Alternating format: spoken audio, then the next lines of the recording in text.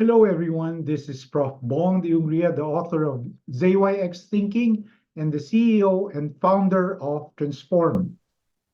Today, we'll discuss about being the breakthrough and folding the future to the present. I'm the CEO and founder of Transform, and just to give you a little background of where the company is going to, let me share this short video. Hello, this is Prof. Bong, and our logo is to transform, to help you come from your triangle of the white comfort zone to your full potential. For our coaching clients, Transform is committed to help deliver people, profit, and planet the triple bottom line. We will have three key insights today. First is about the three generations, the two time zones for success, and the CraZYx system that will make the breakthrough possible. So let's play a little game. There are six generations listed here.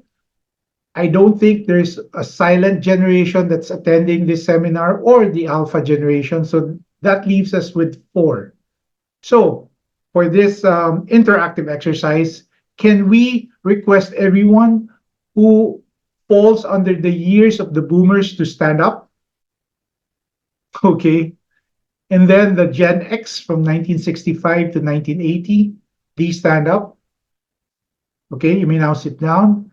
And the Gen Zs from 1997 to 2012, can you please stand up? All right, so that gives everyone a sense of what generations are here.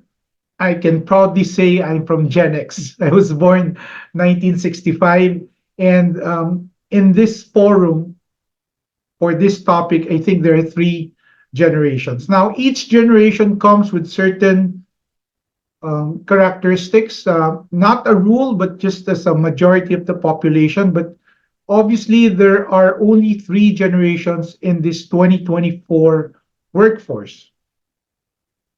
So what are these three generations? We can already take out the boomers because 1964, they'll already be, what, 60 years old today. Some of them may still be consultants with companies, or if they're the owners of the companies, they may still be involved. But really, we're looking at this point in time, just three generations: Gen X, Gen Y, or the millennials, and the Gen Zs. You will notice that each generation covers about 15 years or 16 years if you count the ends. And that is why, again, in general, we will have three generations in the workforce. Now, again, each generation will have certain characteristics, and for instance, the music devices for the Gen X will be the Walkman, the millennial, the Gen Y is the iPod, and the Gen Zs wouldn't have seen both the Walkman and the iPod, and they'll just be using Spotify. Now, because of the circumstances and the external environment by which these three generations were born, the leadership style which is needed to help them perform in the workplace varies a lot. The ideal leader of the Gen X is a doer, for the Gen Y is the supporter, and for the Gen Z is a collaborator. By the way, this study is from Australia. It will expectedly be different from country to country, but again, because of these differences, there are challenges that produce toxicity in the workplace. And that is our challenge for today's forum. Now, these three generations can actually succeed if we are able to limit their presence in just two time zones. Just two. There are three, but if we can encourage them and inspire them to operate in just two time zones, then there's a lot of opportunity for success. Now, as a representation, if we look at this box called life, it's yellow. Everything can happen, anything can change. But really, if we look at it, we can divide it into three distinct blocks: the past, the present, and the future. The past obviously has happened, and that's a larger history of our life, regardless of our generation. The present is fleeting. It happens now and then suddenly becomes part of the past. And the future is out there, still white, still open to creation of possibilities. Now, there are three time zones. Why am I saying that we can succeed if we reduce this to two time zones? Actually, our mind, the normal mind, the untrained mind, does a misfiling of the past. Why is that?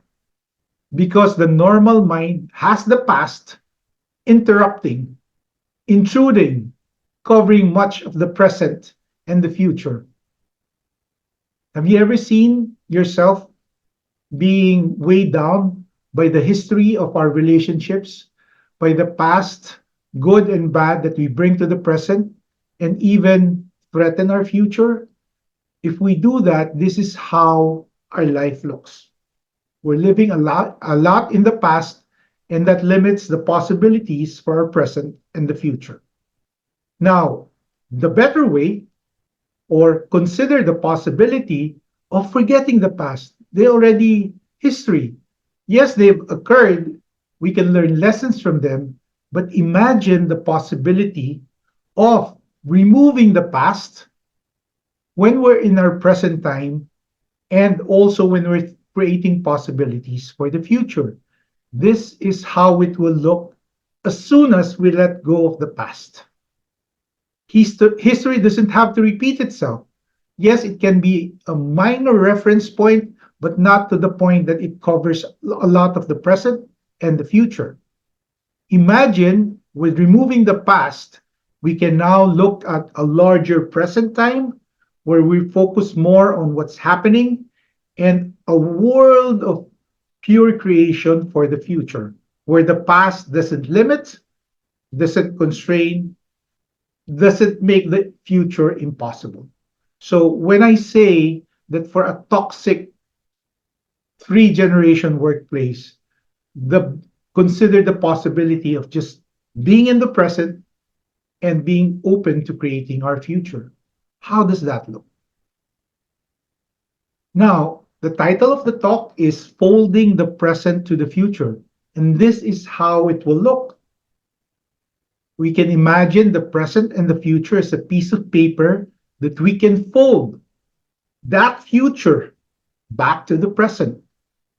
And if we are able to do that, then there's a large intersection of the present and the future, symbolized by the mix of green and white, the light green. Okay? So success, the breakthrough happens when we fold the future to the present. We become the breakthrough today, not someday. We become the leader today, not someday. We will be fit and healthy today, not someday. And we will act and be that healthy, wealthy, and happy person today.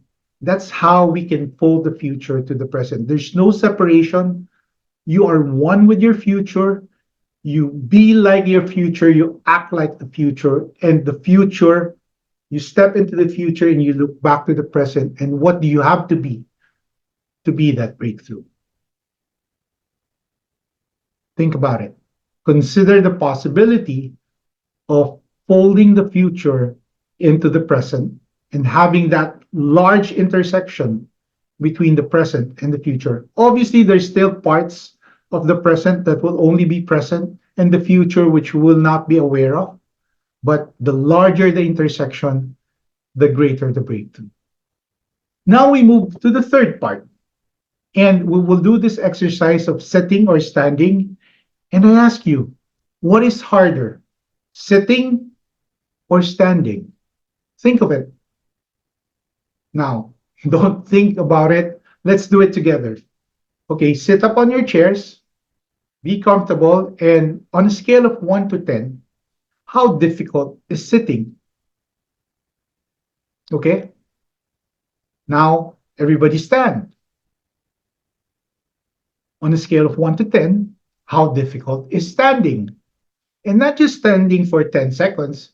Imagine standing for 1 hour or 24 hours as compared to sitting for 24 hours. Which is harder? Can I see a raise of hands? Is it sitting or standing? Well, the logical answer would be standing will be harder, but let's try another thing. While everybody's standing, let's try sitting. Emphasis on the try. Try sitting down. Okay? Don't sit down, just try sitting down. Difficult now? Yeah.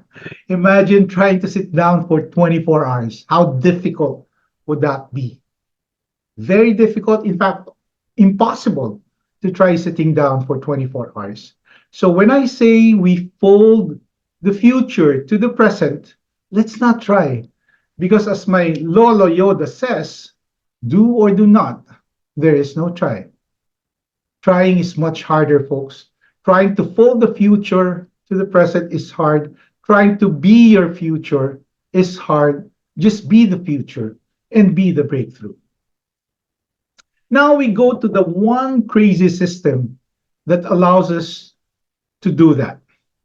This system was developed over the many years. I've been teaching simultaneously at the Ateneo at night while also working during the day. And that was for the past 30 years. So I paid my dues, and this is the system I found is universal. It's called the crazy system for highly repetitive breakthrough. And the first step is to determine the outcome, the end in mind. What do we really want in SMART terms? Specific, measurable, actionable, realistic, time bound, and stretching. So it has to be as smart as that. What's our end in mind or the outcome? And then, why do we want that outcome? Our why should be strong enough, it should make us cry, or it should be stronger than our strongest excuse. What are the reasons why we want that outcome? So, outcome is measurable. Why may be a feeling or a state that's hard to measure. The next step is to identify the do nots. What are we willing to give up? What will we not do that is consistent with our why that achieves our Z? So it's a system of thinking that applies to almost anything. And you start with the end in mind, you know why that's important, and you then determine the things you will not do and the things you will give up. There's a whole lot lecture about this. And the next one is about the W, the who, the what, the who, the where, and the how. Now, before this talk, I found that the many companies I've worked with, the many teams that I've worked with in the 35 years I've been in the business world, was many people are stuck with their W's. They're stuck with the what, the who, the where, and the how, when in fact this can change. And this has to change when problems occur, when circumstances change. So this system allows us to look at the whole picture until the S, what story we tell, and that allows us to have that system for highly repetitive breakthroughs.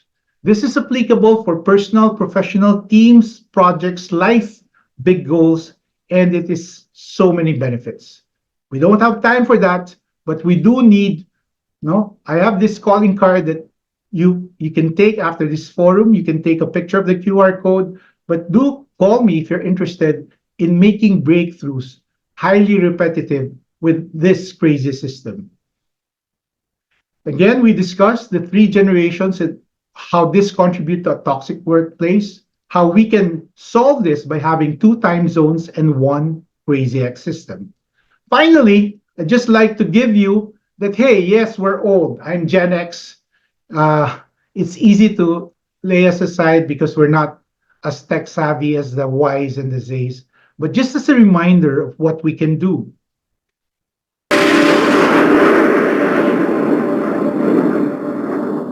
Your instructor is one of the finest pilots this program has ever produced.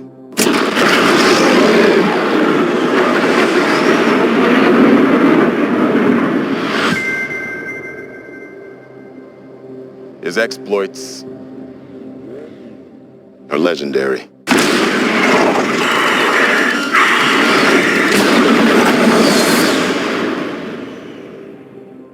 What he has to teach you may very well mean the difference between life and death.